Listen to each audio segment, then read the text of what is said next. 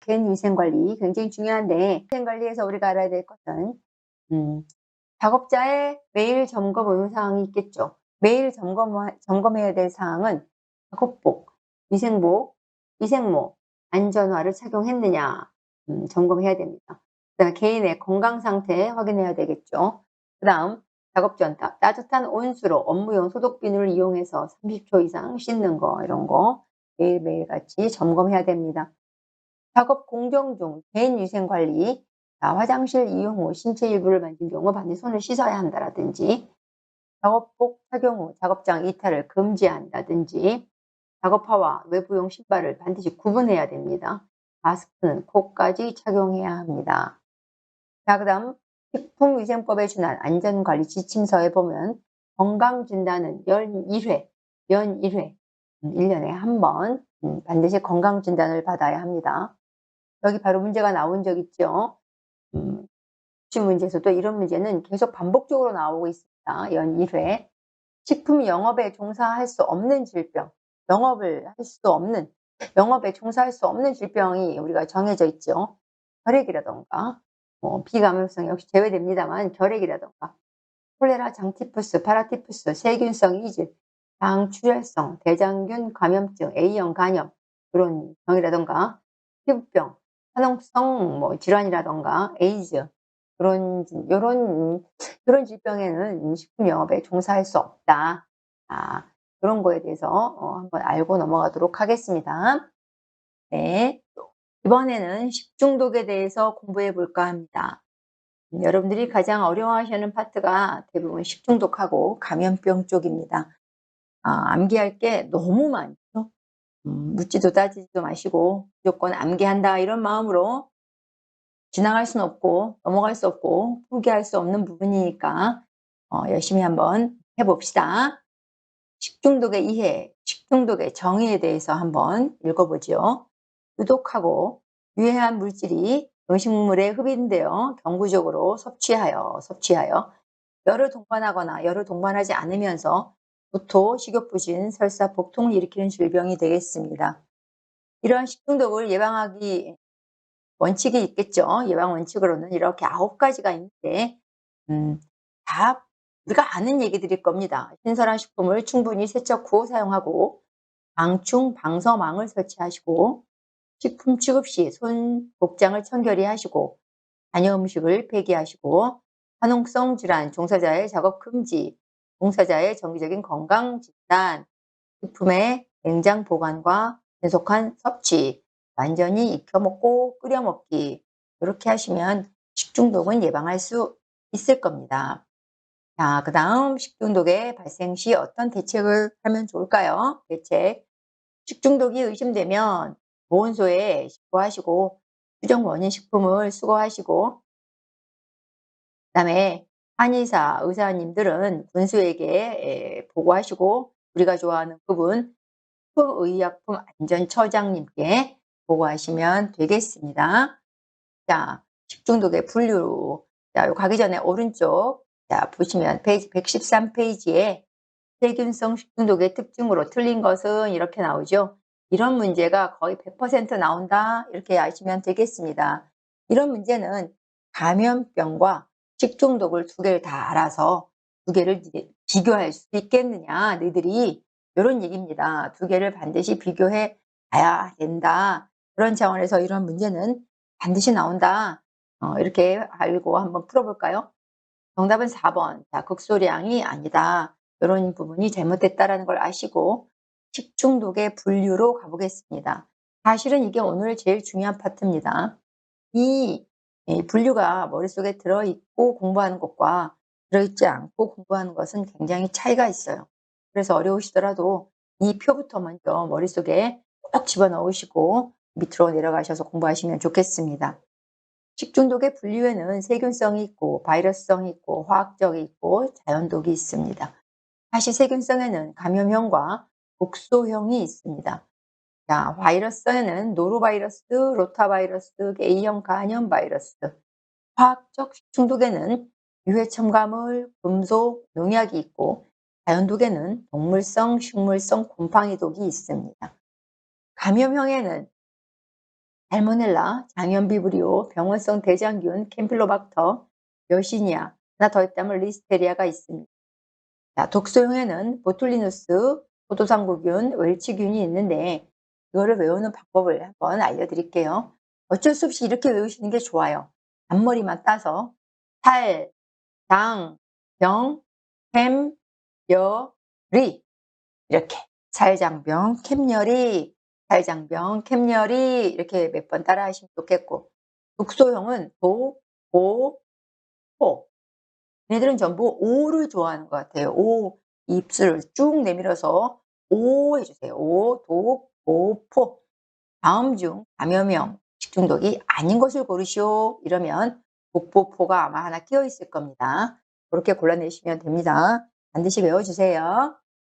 자, 세균성 식중독으로 한번 가보겠습니다. 세균성 식중독은 발생률이 아주 높습니다. 여름철에. 그중에서 감염형 보시죠. 감염형 중에서 살모넬라, 방염비브리오, 찰장병 이렇게 대표적인 식중독인데 감염형의 살모넬라, 그람 음성이고 무포자 간균입니다.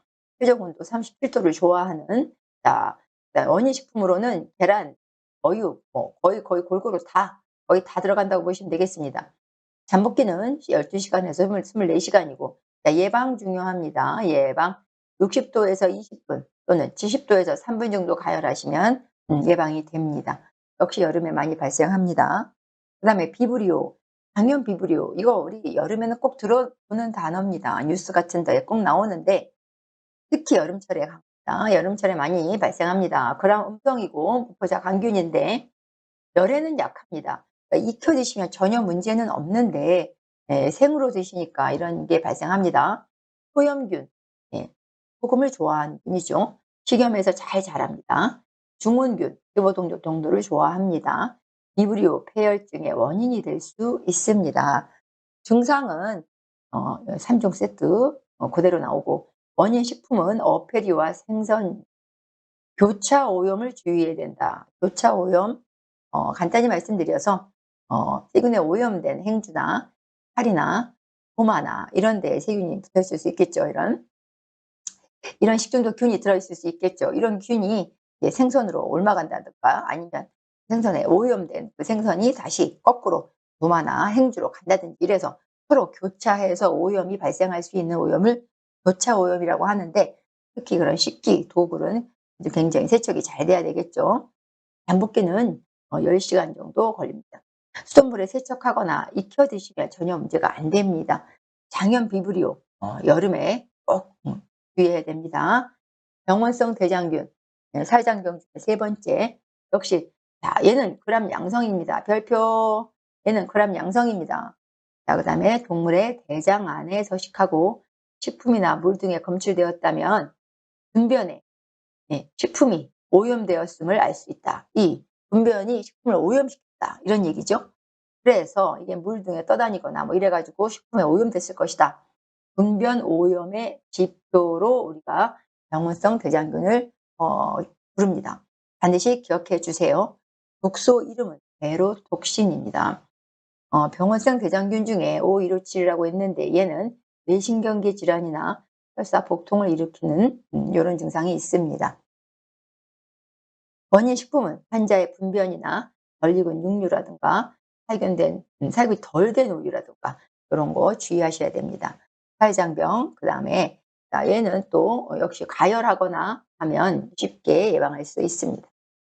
살장병 외에 캠리어, 캠열이 뭐 상관없습니다. 캠필로박터 얘가 요즘 대세입니다. 대세라는 말은 시험에 제일 많이 나온다는 얘기죠. 자, 제가 못 쓰겠습니다. 한번 써보겠습니다. 캠, 필, 비, 와이, 캠필로, 캠필로, 그다음에 박터, 캠필로박터 제가 써봤습니다. 그런 이유가 있어요. 자, 캠필로박터는 S자형 나선 모양의 편모가 있으며 나선 모양을 한다. 이렇게 나선으로 움직이고 모양 자체도 나선형이란 소리입니다. 원인균은 캠필로박터 제순이 미호기성이고 공기 싫어하죠. 30배 42도에서 발육하는데 극소량만으로도 발병한다고 합니다. 그 다음에 치사율은 좀 낮은 편입니다. 소나 돼지나 닭고기 같은 이런 가금류나 소독되지 않은 물 이런 데서 발병을 합니다. 잠복기는 일주일 정도고 열에 약합니다.